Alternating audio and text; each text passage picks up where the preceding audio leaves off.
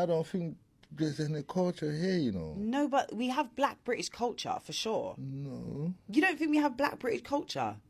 We do. What do they represent? I don't know what they represent. But I think we are black British culture. It's just a melting pot. Like, your black British culture is a mixture of your Nigerian culture. Was it Tottenham you grew up? Yeah. Tottenham, that culture, like all of those things. So someone from South is going to have a different culture from North culture. Like, that's what I mean. Even that, there's different cultures. UK is confused. Black British culture. We've often been questioned as to whether we really exist, whether we even have culture, but I'm using this video as a way to show different parts of who we are and what we've achieved, and just to dispel some myths about whether we even exist. First of all, do we have culture? To answer this question, you have to go back to what even is culture, what makes up culture. And I feel like culture is a multifaceted thing. It's the makeup of a whole lot of things. It can include music, include language, people being together, and also food. I know one of the main things that people use against us having our own culture is that we don't have our own food. Because a lot of us are first generation Africans or Caribbeans or second generation, a lot of our foods are from the Caribbean or from Africa. Like, we eat egusi and pounded yam, or some of us eat rice and peas, dumpling and oxtail, you understand? And that's our food. Whereas we don't really have our own food per se, like black British food, like the Americans do. But if I'm being honest, that is such a lame argument. Like, that's one thing we don't have. We are a very new culture. I think people disregard how new UK black culture is and how it's still developing. Very. Guys, say whatever you want to say. It's never that deep at the end of the day. But at the same time, it kind of is, because the rhetoric that we put light on, right? These are the things that build our community day by day. The things that we speak about, the things that we do, the behaviors that actually shape the culture, shape the community. So when we have certain conversations that are actually not, I don't want to say dense in it, but very shallow. Yeah, I'm saying very shallow conversations. Who pays on the first date? Who this and that? I need this type of bag. As much as it's like your opinion and it's funny, and I don't think it's that deep. But you need to understand there's people who actually are younger and I know, take it in. One of the things I really try to drive home to black British people is that we come from an extremely young culture here in Britain. Black British culture is extremely young. That means that every single thing that you do every single day is contributing to whatever the shape of black Britishness looks like.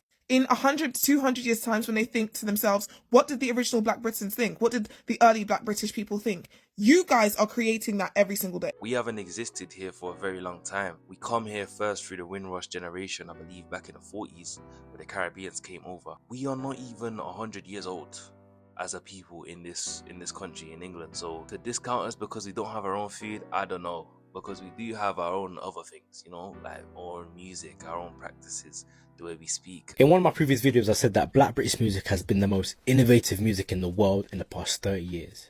Most people actually agree with me, apart from a few people in my DMs and one particularly angry American. But I had some really good conversations, and it got me thinking that, you know, it'd be a good idea for me to speak upon this. So in this video, I'm going to explain why I think black British music has been the most innovative in the past 30 years. And I bet you'll agree with me by the end of it. So 30 years ago, it was the 90s, 1995, yeah? So let's talk about the UK's contributions to music since the 90s then. We got to talk about jungle. Jungle is the first black British genre that we created. Kind of got started in the 90s and peaked in like 95. And since then, we've had drum and bass, UK garage, grime, dubstep, UK funky, Afro swing. So that's 7 brand new genres since the 90s.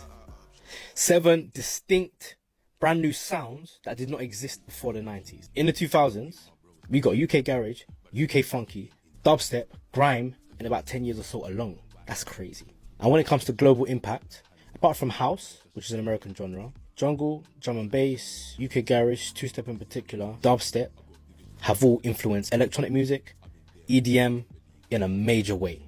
Dance music now is pretty much watered down drum and bass and UK garage anyway. And we all know what dubstep did in 2010s. And please note, I didn't include drill because it's a bit techie. By name, it's an American genre, but modern drill is copying UK production. Let's be real. But, listen, I'm not trying to start arguments.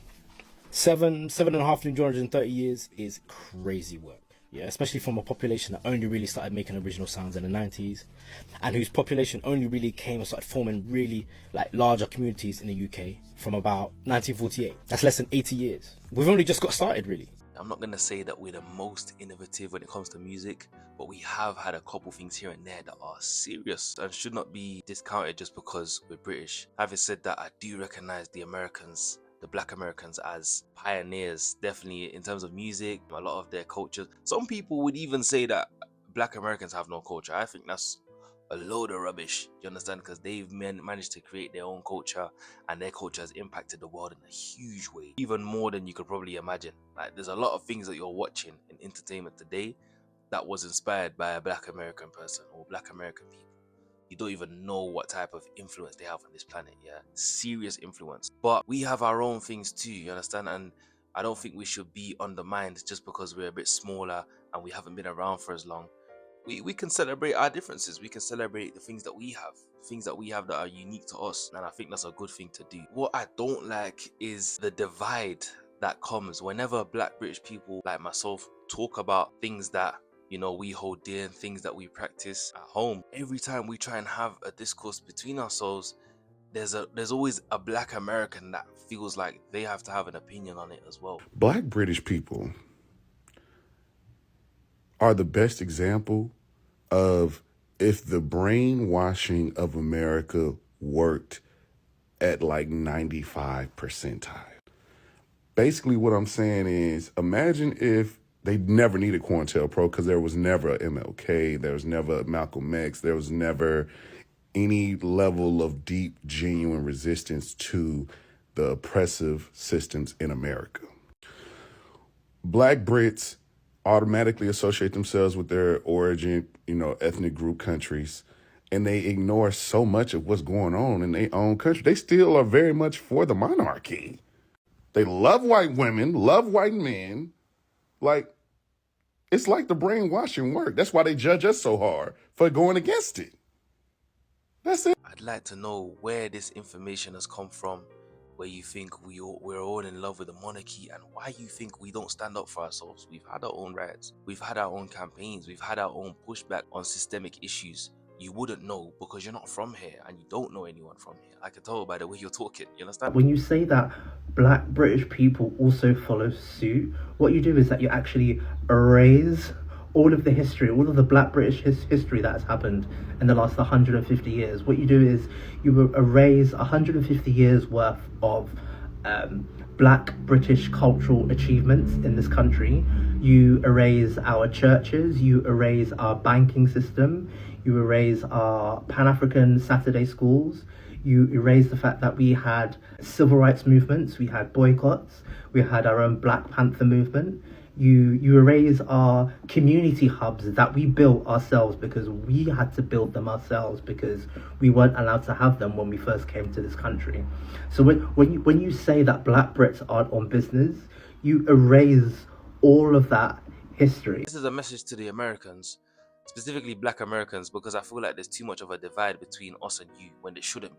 I feel like we should be more together because a lot of the issues that we go through in our countries are shared.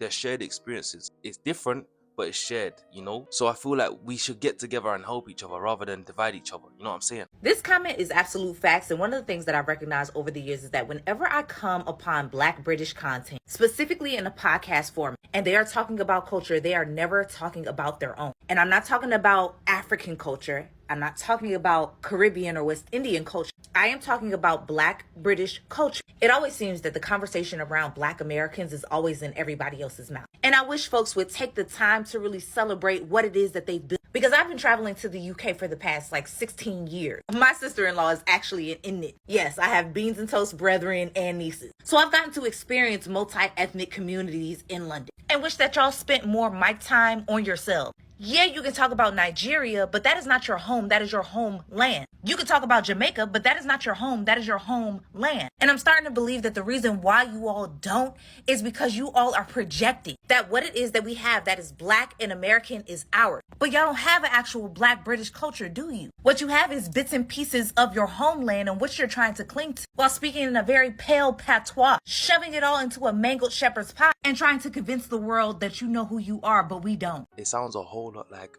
well, I got a black friend, so I can't be, you know what I'm saying? It sounds very similar. Why do you think that because you have a loose connection to Britain, that you're the President General of Black British culture? I just can't understand it. Please try to just take a little bit of effort in educating yourself in who we are and what we've been through as well before you come online and just talk anyhow, because the way you talk does affect us, you understand? It's not nice, it's divisive. I don't know if you're trying to put it in a polite way, but it's not. It comes across as rude and arrogant. Sorry, are we not allowed to celebrate Black British culture? Are we not allowed to say Black British anymore? Sorry, I didn't know. Like, is that not something we're allowed to say? Is it not something we're allowed to celebrate? And the thing that is mad to me is when I took the video, right, I actually wasn't thinking about the race of the people. I was actually thinking about, like, the food, the vibe, the music. Like, that's Black British. Like, that's what I was actually talking about. That's why I wrote that. I'm not even gonna lie, it didn't even cross my mind. I wasn't even thinking about race, because at the barbecue, there was white people, there was Asian people. Yeah, it was predominantly black, but there was people from loads of different places. That wasn't my fault. Like, it's just crazy to me that people come on this app to be offended. Like, it's a choice, because I said it on the video, the food, the vibe, the music. If you walk into a Black British barbecue, the food, the vibe, and the music are going to be different to a white British barbecue, and that is okay. Both are great. I love a white British barbecue. I ain't gonna lie. Sometimes they slap. I'm not gonna lie. But I also love a Black British barbecue. And is it that we're not allowed to say that anymore? Because maybe that's my bad. But they are mad at me. You know, people keep saying this in my comments, and it used to really confuse me, because it's like, Black Brits equals African and Caribbean immigrants. Like, yes. Why are we stating the obvious? Then I realised that they see the concept of an African or Caribbean immigrant as like a low-class negative thing. Like, that's an insult to them. When it's quite literally, neutrally what we are. What is this supposed to be, a gotcha? Yeah, we're immigrants. Black Brits does equal African and Caribbean immigrants. That's exactly what it is.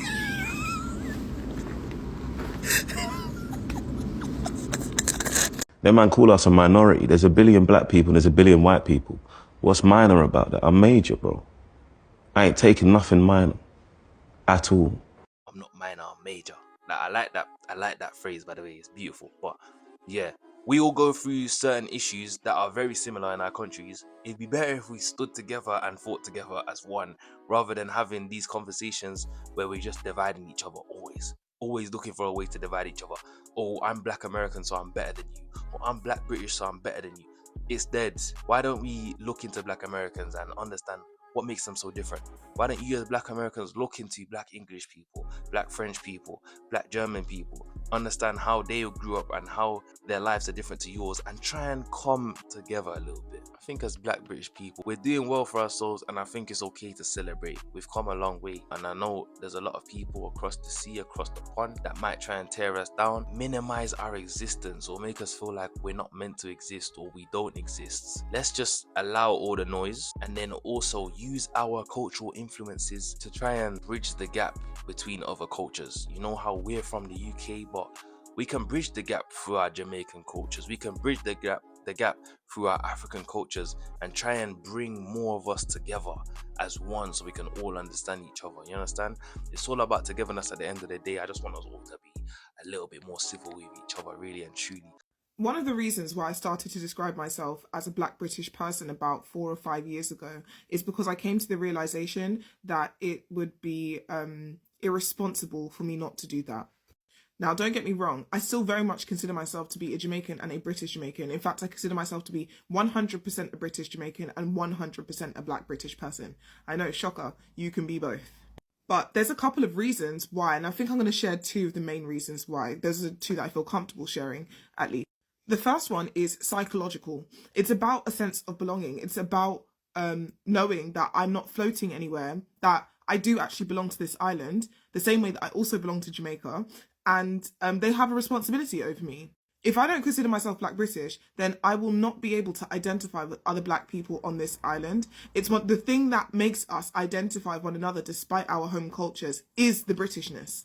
And so it is Black Britishness, it is the Britishness, and I needed to refer to myself through that lens in order for me to actually see and live in that way, to actually see myself as a Black British person, see myself in those people, and to actually live and move through the world in that way. Also, huge shout out to Jim Legacy. I think he is really burning the torch for Black British people, you know, with his recent project, Black British Music.